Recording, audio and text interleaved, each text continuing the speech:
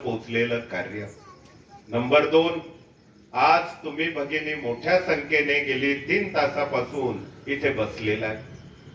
खरं तर राज्यकर्त्यांनी तुम्हाला 33 वरून 50% आरक्षण दिलं, पण या स्वामी मार्गाने 100% आरक्षण आणि संरक्षण तुम्हाला दिलेलं आहे, लक्षात घ्या।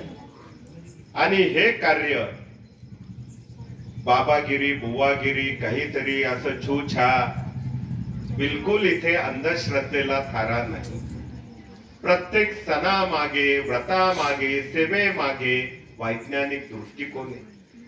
हे आपल्याला नव्या पिढ्यांपर्यंत पोहोचवणं क्रमप्राप्त आहे।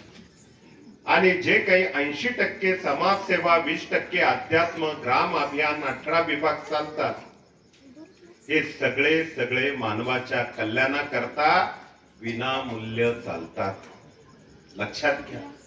असं हे दिंडोरी प्रणीत श्री स्वामी समर्थ सेवा कार्य आहे। आणि म्हणून या कार्यामध्ये सेवेकरी घडवताना एक आचारसंहिता दिलेली। त्यातला पहिला विषय सेवेकरी कसा असावा। सेवेकरी असा असावा की ज्याचं त्याच्या मनावर आणि रागावर नियंत्रण असणे।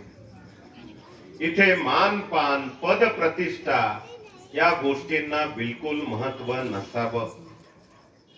कारण अध्यात्म काय सांगतं, मान आणि अपमान दोन्ही आहे समान, लक्षात घ्या। तुम्ही स्वामी चरित्र वाचतात ना, बरोबर आहे। या स्वामी चरित्रामध्ये बाळप्पा नावाचं एक पात्र आहे, बरोबर आहे। आता हे बाळप्पा म्हणजे कुठून आले?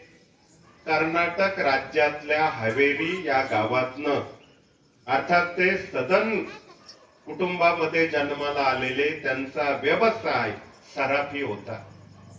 घरामध्ये सगळ्या सुखसोयी, पण मात्र पोट दुखणं, झोप न लागणं, मनाला मनशांती नसणं, म्हणून गुरुच्या शोधात ते गाणगापूर करून अक्कलकोटात आले।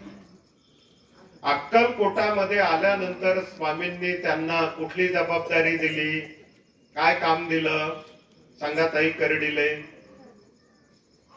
स्वामी चरित्र वाचतात ना, मग आता उत्तर द्या। झाशीचे राणी आहे तुम्ही, मैं मेरी दासी नहीं दूंगी, सांगा आता।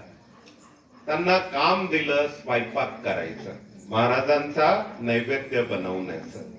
आणि नंबर 2, ते जे काही खरकटे भांडे असतील ते स्वच्छ करण्याचं काम त्या ठिकाणी बाळप्पा स्वामींना मिळालं। पण आता एवढ्या मोठ्या कुटुंबातनं ते आलेले, थोडस त्यांना लाज वाटायला लागली। मग महाराज त्याच्यावर काय म्हणतात, निर्लज्जासी सन्निध गुरु असेल जान निरंतरू, बरोबर आहे ना। मग याचा अर्थ काय? जो निर्लज्ज होऊन आमची सेवा करतो त्या सेवेकऱ्याच्या पाठीशी सदैव आम्ही उभे असतो, बरोबर आहे की नाही। मग अध्यात्म काय शिकवतंय?